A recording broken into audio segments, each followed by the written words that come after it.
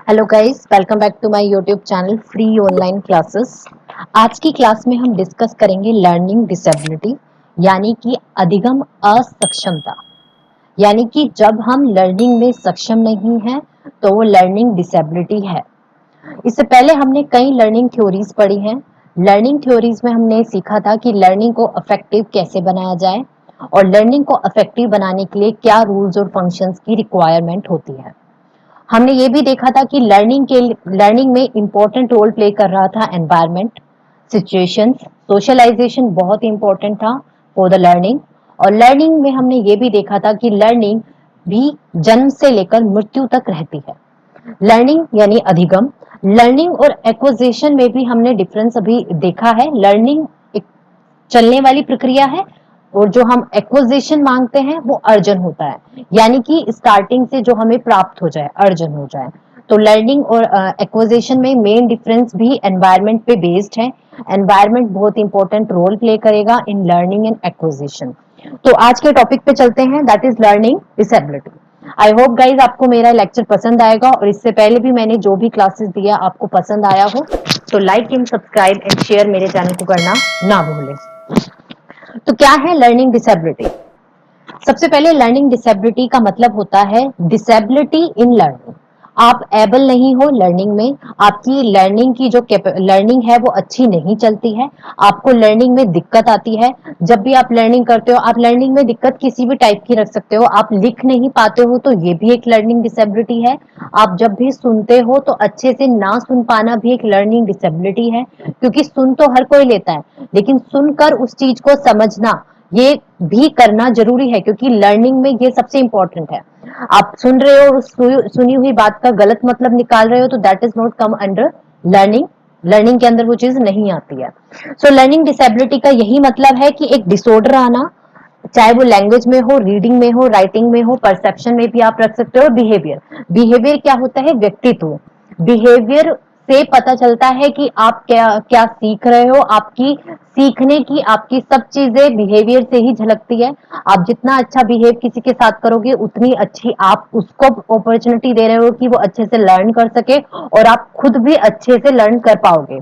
So learning disability को लोग बीमारियों में रख लेते हैं, लर्निंग डिसेबिलिटी को वो एज अ डिजीज कंसीडर करते हैं, बट लर्निंग डिसेबिलिटी एक डिजीज नहीं है, एक रोग नहीं है लर्निंग डिसेबिलिटी। इसीलिए उसका कोई क्योर नहीं है, क्योंकि डिसेबिलिटी का क्योर होता है, यानी कि डिजीज का क्योर होता है, पर डिसेबिलिटी का क्योर कोई कैसे करे? क्योंकि डिसेबिलिटी को आप थोड़ी सी प्रैक्टिस से, थोड़ी सी सिचुएशंस बनाकर, अच्छा एनवायरनमेंट, प्रैक्टिस, इन सब चीजों से आप अपनी लर्निंग डिसेबिलिटी को, लर्निंग को एबिलिटी में बदल सकते हो। यानी कि आपकी जो अधिगम असक्षमता है उसको आप अपनी सक्षमता में बदल सकते हो आराम से और आसानी से। कई बच्चे होते हैं जो लर्निंग डिसेबिलिटी से सफर करते हैं। कुछ बच्चे काफी चैलेंजेस देखते हैं अपनी लाइफ में, जैसे वो विजुअल, उनको सुनाई नहीं देता, दिखाई नहीं देता, उनको डिफिसिट अटेंशन डिफिसिट डिसऑर्डर होता है। अटेंशन डिफिसिट डिसऑर्डर मतलब कि वो किसी भी चीज पर अटेंशन नहीं रख पाते, एकाग्रता उनकी नहीं होती। इसीलिए एकाग्रता होनी जरूरी है। हैंडीकैप्ड बच्चे भी लर्निंग डिसेबिलिटी में रख दिए जाते हैं। क्यों? वैसे तो वो लर्निंग डिसेबिलिटी नहीं है, क्योंकि कहीं ना कहीं वो फिजिकली डिसेबल है, लेकिन because of their physical handicapped यानी कि फिजिकल डिसेबिलिटी की वजह से उनकी लर्निंग हैम्पर्ड होती है। उनको अंदर से ये फील होने लगता है कि दे आर, मतलब कहीं ना कहीं वो अच्छे नहीं है, या वो उस एरिया में अच्छे नहीं कर पाएंगे, उनकी लर्निंग स्मूथली नहीं चल पाएगी, क्योंकि वो उनके साथ बैठते हैं बिकॉज ऑफ सोशलाइजेशन। दूसरों से सुनकर उनको ये फील होने लगता है, इंफीरियरिटी वो फील करने लगते हैं। आज हम ये पढ़ेंगे, अब देख लेते हैं लर्निंग डिसेबिलिटी के कोजेस, यानी कि क्या कारण है कि आपको अधिगम में असक्षमता लगती है। आप क्यों सक्षम नहीं कर पाते हो अपनी अधिगम को, आप अच्छे से किसी चीज को सीख कैसे नहीं पाते? तो इसका पहला कोज है हेरिडिटरी। हेरिडिटरी आई थिंक आनुवंशिकता बोलते हैं इसको, जो फैमिली में चलती है। अब आपकी फैमिली में कोई लर्निंग डिसेबिलिटी चल रही है और आपको हो जाए तो ये एक बड़ा कोज है लर्निंग डिसेबिलिटी का। पर अगर किसी को ये है और हम ये मान के चले कि वो बिकॉज ऑफ हेरिडिटरी है, तो ये भी गलत है, क्योंकि कोई भी प्रॉब्लम, कोई भी डिजीज, कोई भी डिसेबिलिटी फैमिली से एक्वायर्ड है ये जरूरी नहीं है। हाँ, ये मानकर चल लेते हैं सब कि अगर आपकी फैमिली में और आपको हो गया तो ये हेरिडिटरी एक्वायर्ड है, but sometimes causes of environment दिक्कत की वजह से भी आपको ये दिक्कत आती है, आपको ये असक्षमता देखनी पड़ती है। सॉरी।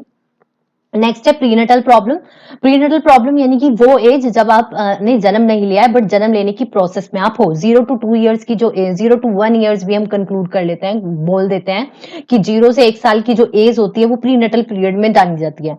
अब प्रीनेटल पीरियड में अगर कोई ड्रग वुमन जो है वो कोई ड्रग ले रही है, ड्रग्स के साथ अल्कोहल ड्रिंक कर रही है, या ये जो भी सब कॉजेज हैं, जन्म से पहले अगर उसको कोई दिक्कत आती है, ऑक्सीजन की कमी है, ये सब लर्निंग डिसेबिलिटी के कारण है, क्योंकि उससे उनको डिसेबिलिटी आने लगती है लर्निंग में। अब एनी काइंड ऑफ डिसेबिलिटी होती है, learning, listening, speaking, writing, any kind. Accident after birth, अगर आपके जन्म के टाइम पे आपका एक्सीडेंट हो गया है तो हेड इंजरी की वजह से भी आपकी लर्निंग डिसेबिलिटी हो सकती है। नेक्स्ट हम बात करते हैं फीचर्स ऑफ लर्निंग डिसेबिलिटी के। इस पिक्चर में मैंने दिखाया है, यहाँ पे एक बच्चा है जो हैंड काउंट मतलब अपनी फिंगर्स पे काउंट कर रहा है 6+3 कितने होते हैं। अब यहाँ अगर वो नहीं कर पाता है काउंट तो हम कह देंगे कि उसको लर्निंग डिसेबिलिटी है। बट कई बार सिचुएशंस बिकॉज ऑफ एनवायरमेंट, अब देख लेते हैं कि सिचुएशंस के हिसाब से भी अगर कोई अच्छे से नहीं कर पा रहा है तो वो भी लर्निंग डिसेबिलिटी है।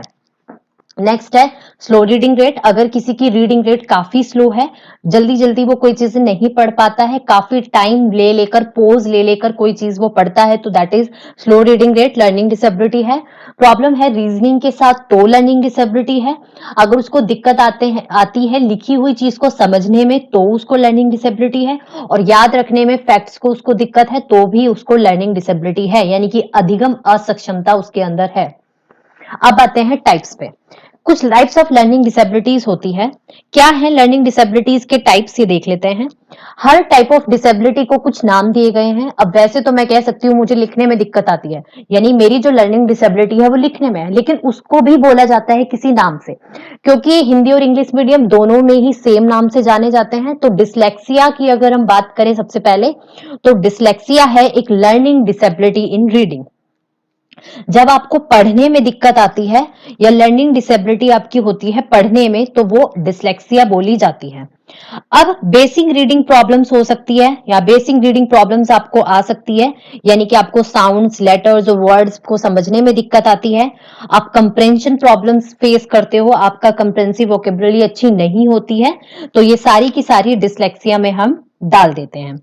अब डिसलेक्सिया में एक सिचुएशन है, जैसे कि इस पिक्चर में हम देख रहे हैं एक बच्चा है जिसको वर्ड्स के में या अल्फाबेट्स में समझने में दिक्कत आ रही है। ठीक है। अब कोई भी बच्चा है उसको वर्ड समझ नहीं आ रहे और हम ये बोल रहे कि उसको डिसलेक्सिया या उसके अंदर डिसलेक्सिया या लर्निंग डिसेबिलिटी है इन रीडिंग, ये सही नहीं है। कुछ सिम्टम्स होते हैं लर्निंग डिसेबिलिटी या डिसलेक्सिया देखने के। पहला, वो अच्छे से नहीं समझ पाता दूसरे क्या कह रहे हैं। अगर मैं आप कुछ समझा रही हूँ और आपको समझ नहीं आ रहा है तो वो डिसलेक्सिया है। क्यों? क्योंकि आपको रीडिंग में प्रॉब्लम है और आप उस चीज को समझ नहीं पा रहे हो। साउंड्स के मतलब आप कह सकते हैं कि आप बोलने में, स्पोकन लैंग्वेज में और रिटन लैंग्वेज में डिफरेंस नहीं कर पा रहे हो, एक कोऑर्डिनेशन नहीं बना पा रहे हो। पुअर सेल्फ एक्सप्लेनेशन होती है, आप खुद को एक्सप्रेस नहीं कर पाते हो, आप खुद का व्यक्तित्व दूसरों के सामने मतलब अपना पॉइंट ऑफ व्यू नहीं रख पाते हो, और आपको वोकेबुलरी आपकी अच्छी नहीं होती, आपको दिक्कत आती है वोकेबुलरी लर्न करने में। और देयर मैनी मोर रीजंस हो सकते हैं डिसलेक्सिया के, या सिम्टम्स हो सकते हैं जिससे आपको पता चल सकता है कि इस पर्टिकुलर पर्सन में या बच्चे में डिसलेक्सिया है, या ये बच्चा डिसलेक्सिया से ग्रसित है, उसको डिसेबिलिटी है डिसलेक्सिया की। सेकंड है हमारा डिसकैलकुलिया। जब आपको मैथमेटिक्स में डिसेबिलिटी आती है, या डिसलेक्सिया, डिसकैलकुलिया नाम से ही पता चल रहा है, कैलकुलिया यानी कि मैथमेटिक्स से रिलेटेड है। अब any kind of arithmetic concept आपको समझ नहीं आ रहे, फ्रैक्शन आपको समझ नहीं आ रहे, आप नंबर लाइन नहीं समझ रहे, पॉजिटिव निगेटिव, ये जैसे ये बच्चा हम पिक्चर में भी देख सकते हैं, मैंने ये दिखाई हुई है यहाँ पर, इसको ये समझ नहीं आ रहा है कि ये 5 into positive negative question mark, ये सारे साइंस इसको क्या समझ, मतलब बिल्कुल भी वो जम्बल्ड हो रखा है, कंफ्यूज है इनको समझने में। तो मैथ रिलेटेड वर्ड प्रॉब्लम्स उसको डिफिकल्टी है, और एक तरीके से मैथ की प्रॉब्लम्स को पेपर पे पूरा उसका मेसीनेस है, मैस है, समझ नहीं आ रहा है कैसे करेगा। ये सब मैथमेटिक्स की प्रॉब्लम्स में आता है, इसलिए डिसकैलकुलिया एक मैथमेटिक्स में लर्निंग डिसेबिलिटी मानी जाती है। नेक्स्ट हम बात करते हैं डिस्ग्राफिया की। जब आपको लिखने में दिक्कत आए, लर्निंग डिसेबिलिटी इन राइटिंग, तो वो आपकी डिस्ग्राफिया मानी जाएगी। यहाँ पे भी आप नाम से देख सकते हो डिस्ग्राफिया। ग्राफिया यानी कि ग्राफ, ग्राफ पे आप कुछ बनाते हो यानी कि एक पेपर का यूज करते हो, और जब आप नहीं बना पाते हो तो यानी कि राइटिंग डिसेबिलिटी आपको है और लर्निंग डिसेबिलिटी हैम्पर होगी, क्योंकि लैंग्वेज स्किल्स होती है फोर, याद रखिएगा बहुत इंपॉर्टेंट है, listening, speaking, writing and reading. ये जो है इनका एक सिंक में चीजें चलती है, जैसे लिसनिंग होगी फिर स्पीकिंग होगी फिर राइटिंग होगी, ऐसे कोऑर्डिनेशन होता है listening, speaking, writing and reading. अब इनमें अगर आप राइटिंग नहीं कर पा रहे हो तो आपकी लर्निंग अच्छी नहीं हो पाएगी। लैंग्वेज स्किल्स भी इंपॉर्टेंट है, आप अपने विचारों को व्यक्त करते हो लैंग्वेज के थ्रू, और लैंग्वेज की स्किल्स तभी अच्छी होती है जब ये चारों स्किल्स हो, learning, speaking, reading and writing. और राइटिंग आपकी अच्छी नहीं है तो एक काइंड ऑफ लर्निंग डिसेबिलिटी है, और learning disability in writing is called dysgraphia.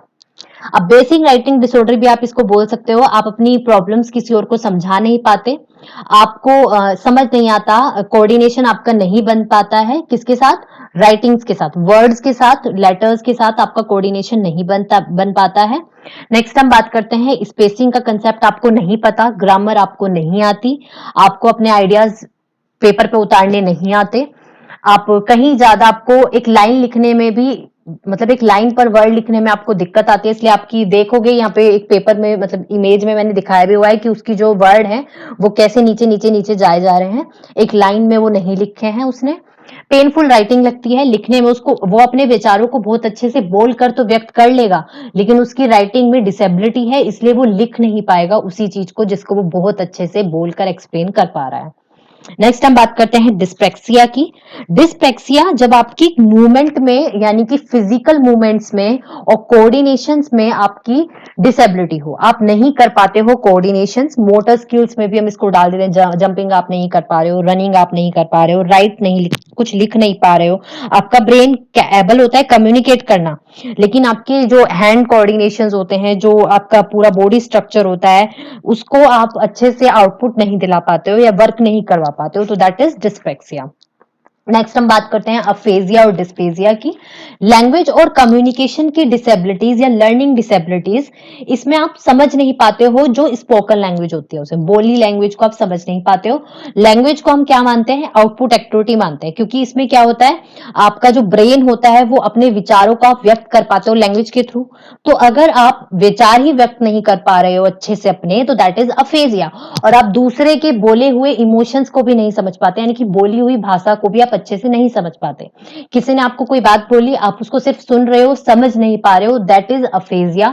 ना ही आप अपने विचार दूसरों के सामने रख पा रहे हो, that is also aphasia. So aphasia की बात जब भी आएगी तब यही होगा, लैंग्वेज और कम्युनिकेशन डिसेबिलिटी हम इसको बोलते हैं। इसमें दूसरों की बातों को समझना और अच्छे से स्पोकन लैंग्वेज बोल पाना, दोनों में ही आपकी पकड़ नहीं होती है, आप असक्षम होते हो। नेक्स्ट है एडीएसडी यानी कि attention deficiency hyper activity disorder. ये एक लर्निंग डिसेबिलिटी नहीं है, लेकिन ये आपकी लर्निंग को अफेक्ट कर सकती है।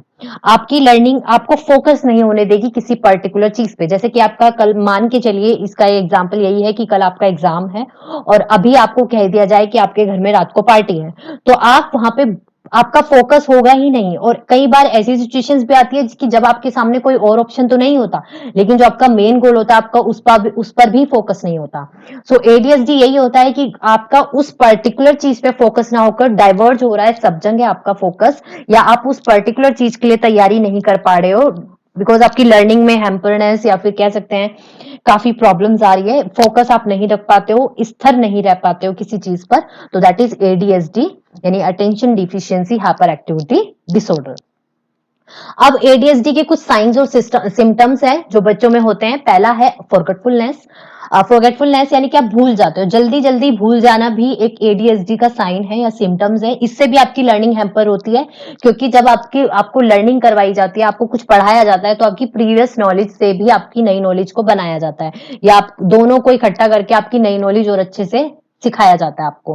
केयरलेसनेस, आप केयरलेसनेस हो, आप किसी चीज पर ध्यान ही नहीं दे रहे हो, तो आप कैसे लर्निंग करोगे। सो एडीएसडी की वजह से केयरलेसनेस आती है। रिस्की बिहेवियर, आपका बिहेवियर अच्छा नहीं है, आपके बिहेवियर से पता ही नहीं चलता कि क्या कहना चाह रहे हो आप, क्या किस टाइम पे आपका बिहेवियर किस टर्निंग पॉइंट पे चला जाए ये भी किसी को नहीं पता चल रहा है, तो ये अच्छे से एक जगह स्थिर नहीं बैठ पा रहे हो, that is also ADHD sign, और इससे भी आपकी लर्निंग हैम्पर होगी या आपकी जो सीखने की अधिगम प्रक्रिया है वो अच्छी नहीं जाएगी। और दूसरी चीज, ऑर्गेनाइजेशन आप में नहीं है, संगठित एक तरीके से आपके अंदर एक ऑर्गेनाइज चीजों से नहीं चल रहे हो, आप डिसऑर्गेनाइज हो, कभी कुछ करने लगते हो कभी कुछ करने लगते हो, एक वर्क आपका जो करना है आपको वो नहीं कर पा रहे हो, तो दैट इज आल्सो डिसऑर्गेनाइजेशन और एडीएचडी साइन, जो कि एक सिम्टम्स है चिल्ड्रंस में, और इससे आपकी अधिगम बहुत ज्यादा हैम्पर होती है या फिर अधिगम प्रक्रिया आपकी इससे खराब हो जाती है। नेक्स्ट हम बात करते हैं ऑटिज्म की। जब आप कुछ मास्टरिंग सर्टेन एकेडमिक स्किल्स, आपकी कुछ में तो आप अच्छे से मास्टर कर लेते हो, लेकिन कुछ जो चीजें होती हैं उसमें आपकी बिल्कुल भी अच्छे से आपकी एक्टिविटीज नहीं दिखाई देती है, तो दैट इज डेवलपमेंट डिसऑर्डर की वजह से ऑटिज्म होता है। आप इसको बात को याद रखिए कि जब भी आपसे पूछा जाएगा कि डेवलपमेंट डिसऑर्डर की वजह से कौन सी प्रॉब्लम होती है, दैट इज ऑटिज्म, या ऑटिज्म की वजह से आपको डेवलपमेंट डिसऑर्डर होता है। नेक्स्ट है हमारे साइंस ऑफ ऑटिज्म। ऑटिज्म के कुछ साइन हैं। पहला, इनको कम्युनिकेशंस में प्रॉब्लम होती है, या कम्युनिकेट नहीं कर पाते हैं, या कोई बच्चा है अपना नाम और रिस्पॉन्ड नहीं करता अपने नाम पे। आपने कई सारे सीरियल्स बने हैं आजकल ऑटिज्म पे, आप देखा जाए तो अब मेंटल डिसऑर्डर पे या डिप्रेशन पे काफी सीरियल सीरीज बनती हैं, और उनसे आपको सबको समझने की जरूरत है कि कैसे आप उनसे बचोगे, कैसे आपको अपने आप को अच्छे से मेंटल प्रॉब्लम से बचाकर रखना है, हैप्पी रहना है, हैप्पी एनवायरनमेंट बहुत जरूरी है। सो ऑटिज्म पे जो सीरियल बने हैं उसमें भी यही दिखाया जाता है कि कैसे ऑटिज्म का जो बच्चा होता है, जिसको ऑटिज्म है, डिफिकल्टी आ रही है जिसको कुछ प्रॉब्लम में, अब ये एक एस्प्रेजर सिंड्रोम भी होता है, हम बोल सकते हैं ऑटिज्म को एस्प्रेजर सिंड्रोम। सो इसमें बच्चों को ट्रबल होती है कम्युनिकेट करने में, क्योंकि ना वो अपने नाम पे रिस्पॉन्स करता है, ना ही वो अपने आप को अच्छे से कम्युनिकेट कर पाता है।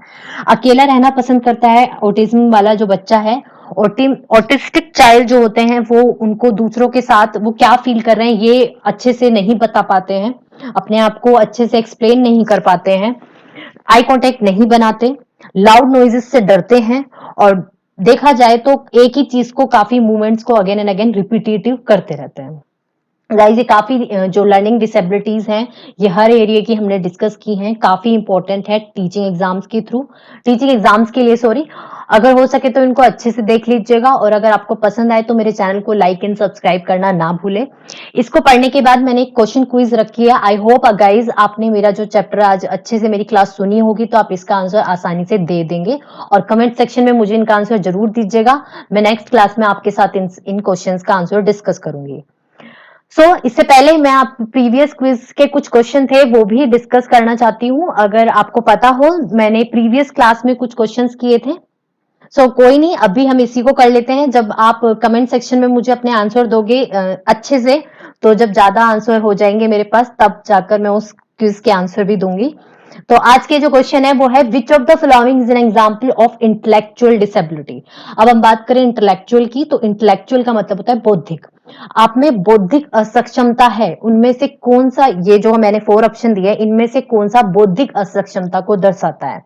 पहला है डिसलेक्सिया, दूसरा है एडीएचडी, तीसरा है मेंटल रिटार्डेशन, फोर्थ है डिसकैलकुलिया। सेकंड क्वेश्चन है, which of the following is an example of specific disability. A mental retardation, ADHD, dyslexia and autism option है। थर्ड डिसेबिलिटी मैथमेटिक्स में आपको आए तो उसको हम बोलेंगे, ऑप्शन है dysgraphia, ADHD, dyscalculia and dyspraxia. And fourth question is my last question, when you want to be leave alone don't put noise, it means जब आप अकेले रहना चाहते हो आपको आवाजें पसंद नहीं है, तो इनमें से कौन सी बीमारी आपको है या कौन सी लर्निंग डिसेबिलिटी है। याद रखिएगा लर्निंग डिसेबिलिटी डिजीज नहीं होती, लर्निंग डिसेबिलिटी कुछ दिक्कत होती है, जो डिसेबिलिटी होती है जिनको आप एबिलिटी में कन्वर्ट कर सकते हो प्रैक्टिस से, हेल्पफुल एनवायरनमेंट से, कंडीशन से। Thank you.